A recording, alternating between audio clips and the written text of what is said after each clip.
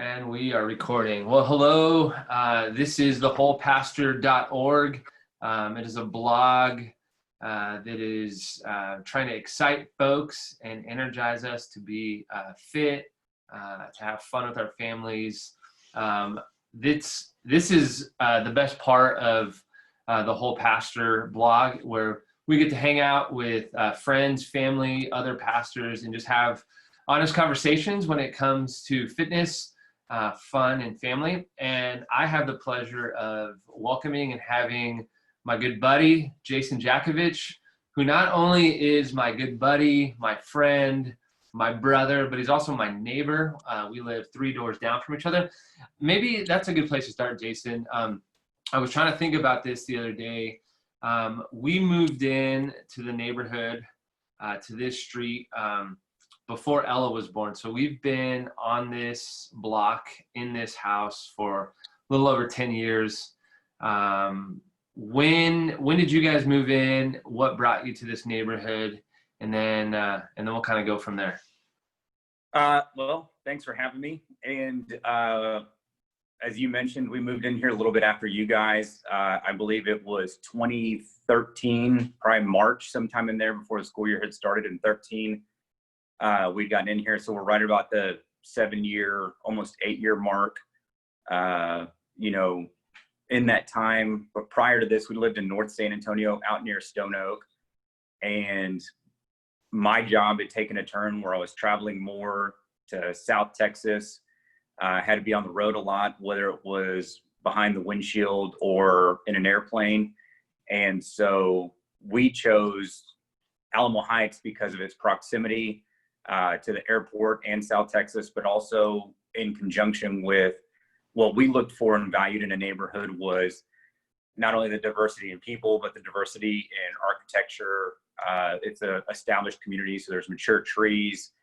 So there's an aesthetic that we liked about it as well. And so that attracted us to the area and got us here. So it was a combination of work and needing to move. Awesome. And it was huge. So a little bit of history for those that are watching. You have 3 kids. I have 2. I have 2 daughters. You have 2 daughters and a son. Hannah and I were unable to produce a child that would be the same age of your oldest. So sorry. But your middle child and our oldest are the same age, and your youngest son and my youngest daughter are the same age.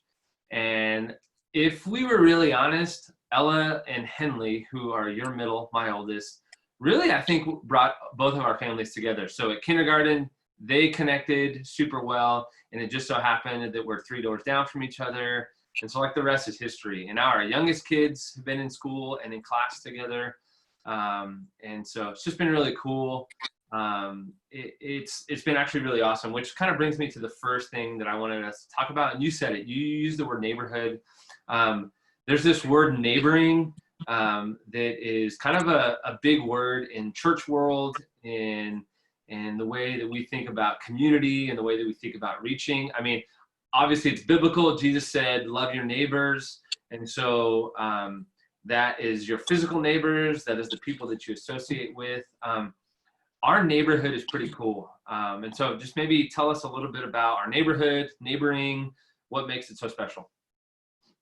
Yeah, you kind of hit the nail on the head there, that our neighborhood is very cool. And I would go one step further and say that our street block proximity is probably even cooler. And it's not in a term of like being biased, but in that regard, it's that there is a sense of closeness, not only just to us who share, children that play and hang out together and families, but other neighbors too that probably have kids that have moved on or are single now or are elderly. The relationship still exists there, to where it's not uncommon to go out on the street and be moving your trash can, saying hello, and then that spurs into a 20-minute conversation. And it's not necessarily small talk. It's not necessarily like, hey, how about the weather? It's something that leads into, hey, what's life and how's life treating you right now? How are the kids? And then more in-depth conversation. I think it just speaks to the people in our community and the people in our street as well. When we first moved here in 13, I believe other than you guys and us, we were the only ones on the street that had children. And so there was a much older, I guess, demographic that had taken over the 100 and 200 block. In that 7 years that we've been here, that's changed. We've had more families that have moved in, more children that have moved in. And so that sharing process has grown. And I think in part two, like you mentioned before, as our kids make friends with the additional neighborhood children, you get to know their parents, their families, just becomes a closer knit group. And then you start to see an evolution from there in neighboring functions.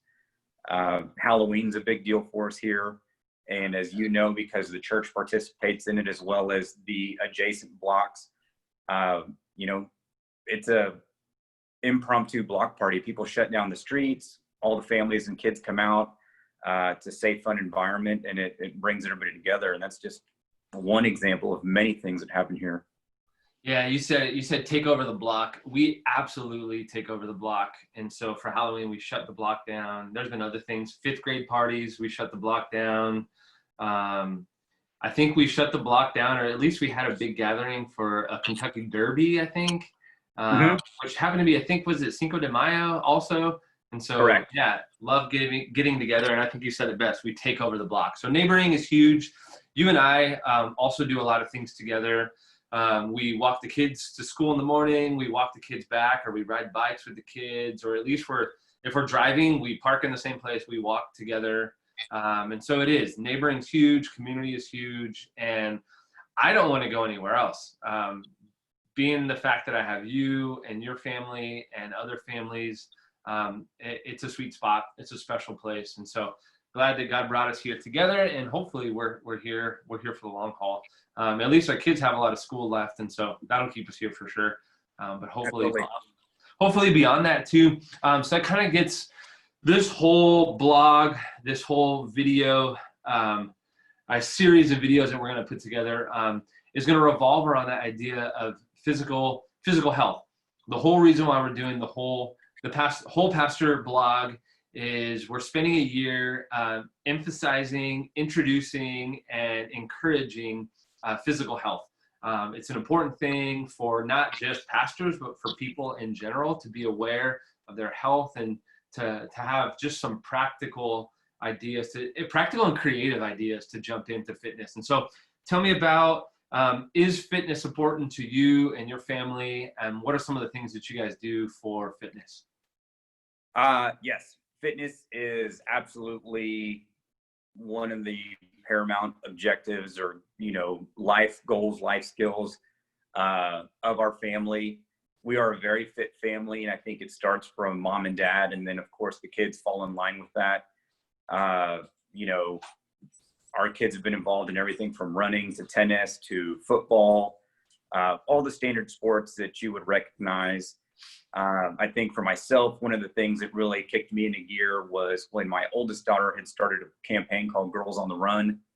And their whole goal was at the end of the term to be able to do a 5K. And so I think that's a remarkable program. And it's something that also engages, parent and child, because her goal then became my goal. And it started a set of metric for realization that, wow, maybe I'm not as in shape as I thought I was. I would at that point historically go to the gym, do static weight training, just kind of, weightlifting, that kind of non-cardio focused exercising. And so as I started to get running with her, I realized my deficits, and then it got me more focused on trying to improve and get better. And then where she kind of turned off of that and had carried on with her tennis career, I myself had actually continued on to continue running and incorporate that as part of, my life set.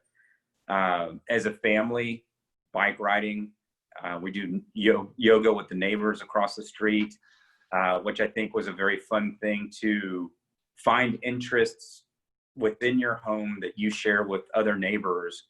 And then that in turn links you all together as well to share in something that's mindful and healing. Yeah, so I was going to interrupt you there, but I'm glad you brought up yoga because I wrote it down right now when you were talking. So there's two things I want to bring up. Let's talk about yoga. So right now it is July 9, 2020. We're kind of in, I mean, I don't know if you call it the thick of things with coronavirus, but we're in a coronavirus season. When this first started, we were both, you guys did a trip to Oklahoma. We were on a trip to Arkansas for spring break. We get back to San Antonio and it's COVID-19 is like the news. And so we're having to be flexible, adapt. Our kids aren't at school. We're trying to find creative ways to do things. And one afternoon, I think it was like right at noon, I'm driving down the street. I think I went to go to get some groceries. I'm coming back and I see you guys across the street at the neighbor's house and you guys are doing yoga in the front lawn. So what happened? Where did that come from? Well, at the start of the quarantine, like you mentioned, we drove to and from where we were going for spring break. We weren't on airplanes. We came in home and we did a self-assessed quarantine. And our neighbor across the street, she's a single lady. She was the same thing. She hadn't gone anywhere other than grocery stores and necessity type driven stuff. And so as the stay-at-home orders were in place and social distancing were coming online, that was one of the places we deemed a quote unquote safe house. We knew where they'd been, they know where we had been. And so when you said neighboring earlier, that was kind of what kicked it off. We had a relationship with her, casual conversation. How are you doing? We shared a little bit with their family. But the first step of all this was actually during the quarantine was an outreach of, hey, if you need anything, let me know. And then, vice versa was returned on her end.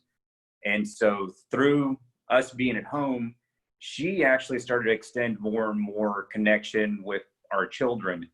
And she had incorporated things that they could play games in her yard. She gave up her driveway and bought a pallet of basically chalk and said, hey, paint me a mural, and would keep them busy. And then bought safety signs so they could play out in the front yard and ride bikes to slow traffic. Well, as I saw her bridging that gap with our children, I always knew that she had a yoga background. And I was like, well, my wife used to instruct yoga. I'm a fan of yoga. And I said, I think that's something that our family can do with her. So I had reached out to her one evening over text message and just asked, hey, would you be interested in a guided yoga session in your front lawn? I said, we can all be socially distant. There's plenty of space and shade. And at that time, the weather was phenomenal. Yeah. And she goes, man, that seems great. So she went one step further and actually contacted her yoga instructor, who was basically at a standstill because she was only doing Zoom sessions, and was elated to come outdoors and perform this for us. And so lo and behold, we had a running Thursday noon yoga session for about a month. And so it was a great way to focus and center ourselves. And, it brought an hour and 15 minutes of peace in a rather chaotic time. And the kids were still at school. So we had a busy morning with online learning.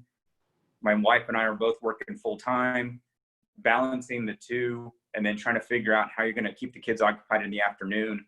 That noon to 1:15 space became absolutely a blessing. And so you'd leave the rest of the day just euphoric. Yeah. I was honest. I think I texted you because the first time I saw you guys out there, you guys were peaceful. You guys were doing it and yoga was happening. And I wanted to just honk and scream and yell as I drove by, but I didn't do it. But no, I think that's awesome.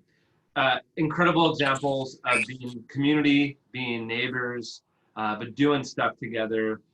And it was as a whole family too, which I think is awesome. I really admire that in you. If there's something that I've learned from you and something that I think you and I try to do as much as possible is we don't do things like just Jason or just Bobby, but we get our families together as a unit and we kind of move together. two things that I really want to kind of emphasize. I mean, these are the two things this is why I wanted to get you on. All right. The first is this. You and I and our kids started climbing together. And so indoor, there's a gym, Armadillo Boulders. If you're here in San Antonio, you got to check it out. If you're not here in San Antonio, you have to drive to San Antonio to check out Armadillo Boulders. Indoor bouldering, and it's been a little over 2 years now. We started climbing together. Both of our daughters, or both your daughter, both of my daughters were on the kids team. And before COVID-19 hit, and even now, like you and I would be at the climbing gym at least 3 times a week, sometimes more than that, depending on what was going on. They have a fitness center, so we worked out together. We climbed together, and then our kids had practice twice a week. So climbing is awesome. Tell us a little bit about your own climbing experience. We just got to go outside together. We had been outside as a family before, but you guys came with us about 3 weeks ago, and so it was a game changer. But tell us about climbing. What do you like about it? What don't you like about it? Anything that has changed you as far as your physical health? Yeah, so I would have to thank you for introducing us into climbing. You being a man about town and the community, you heard about this Armadillo Boulders that was opening up. And then one step further, as the timing would have it, you held the birthday for one of your daughters there, which became our introduction to it. And from that 2-hour party, became something that I was just absolutely enthralled with. It was a 2-hour climbing session of horsing around. Really didn't know much about the etiquette, the proper technique, but what I did know is that it was a tremendous workout at the time. It was something that was refreshing and different from what I'd been accustomed to, and absolutely fell in love with it. From there, we started exploring that there was a actual climbing school for the children that actually leads to a climbing program where they're part of the USA climbing platform. Your daughters and my middle, Henley, as we know, really had not fallen into the traditional fold of sports. They tried soccer, they tried basketball, they tried a couple other things that really just wasn't their deal. We put them into this, and miraculously, all 3 of them fell in love with it. It started to develop disciplines for them and build self-confidence. So with that lent itself to you and I being the carpool guys and taking the girls climbing. So we were guaranteed Monday, Thursday, we had to be there. And it's like, well, if they're climbing for 2 hours, why can't we climb for 2 hours? And so we started getting into that routine, seeing what it was about. And then from there, the continuation and love grew even stronger for it, because it was like, well, man, there's some things that I can't accomplish here in the gym. So we would take an extra morning if time allowed, and we would go out and work out for an hour and then maybe climb for an hour in the mornings, just to further strengthen ourselves and get where we could accomplish more. That's now gone on for a couple years now. And as you said, it's transitioned to exploring the outdoors and the possibilities of, sport climbing and top rope climbing. And so we've been able to take it out of the gym now as a family unit, and you get to go on amazing hikes. You get to explore some terrain that you hadn't seen before. And then you really get to ground yourself by climbing a, million-year-old piece of rock, and, really get to navigate it and apply your indoor skills outdoor and excel with that. And again, also the accomplishment of seeing your children do it is amazing. Yeah, it was awesome. So we got to go out about 3 weeks ago, Dripping Springs area, Reimers, and it was incredible. I'm glad that you guys were able to go and anxious to get out again. Here in San Antonio, the Medicine Wall just opened up. We have yet to go, but that'll be the next. We'll have to get out to Medicine Wall and climb. But yeah, I think climbing has changed the game for both of us when it comes to fitness. So being active, doing it as a family, we've had multiple birthday parties there or participated in multiple birthday parties. And we just love the culture there. The people there, the owners, the coaches, it is awesome. It's a huge, huge sense of community. Love it. I love climbing. It's a great spot. All right. This brings me to the thing that I've been most excited about for us, for you, for our street. But if we go back to COVID, coronavirus season that we're in, something happened when it comes to, I guess you said it this way, that we're not just into the traditional basketball, football. I mean, I don't even know what else would fall. Baseball, t-ball, soccer. So we're climbing. And then there's another extreme sport that happened during COVID. So tell us what that is, how it happened, and it completely changed the whole block and other families. It wasn't just you and your family or mine and my family, but it's like 6 or 7 families that have joined in on this. So ready? I'm gonna let you go. It's all you. All right, man. I guess what you're referring to is that we've taken over skateboarding. Yeah. And out of the basis of skateboarding, it's more so downhill longboarding style versus, vert, trick, ramp, anything like that. And the way it started for us was furthering during the quarantine, I guess, time, exploring what we could do to keep the children actively occupied, busy outside, getting exercise and that kind of deal. It started out several years ago. We purchased a penny board on a trip down to Port Aransas, the coast. My son at the time, who was 3 years old, had seen another little kid like riding around on it and was like super into it. We bought it for him. Since that time, it had sat in our garage basically for years. And so while digging and navigating the garage, looking for something else to do, he comes across his penny board and he decides, I want to try to ride this thing again. He started out how most would, I guess, by sitting down on it and navigating the driveway and the street, kind of like in a street, like a luge format. Yeah. And so he got real comfortable with that. So you would see him up and down the hill with his helmet, sitting down on it, legs extended forward, and he would just carve back and forth and then take a turn down to one of the side streets and then start it over again. During this quarantine period, as I mentioned prior, we had started to develop a couple groups of houses that we deemed safe houses. We knew where the kids hadn't been, and so we knew that the risk was very low. And so these kids would play outdoors, of course, in a socially distant aspect. One of the young boys saw Hudson get really involved with the skateboarding, so he wanted one. In short succession, his parents were able to Amazon one to him. Then he had a penny board. And so the two of them started skating up and down hills. From there, it grew to where the older sisters wanted to get involved in it and were having a good time. And so then my daughter had actually pulled money out of her piggy bank and found a longboard that was on sale on Amazon. And so she gave me the cash and I bought it for her and she got into it. And so some of these afternoons, it was like every day at 3 o'clock. It still wasn't terribly hot outside. The children would be out skating, getting better, proficient at it.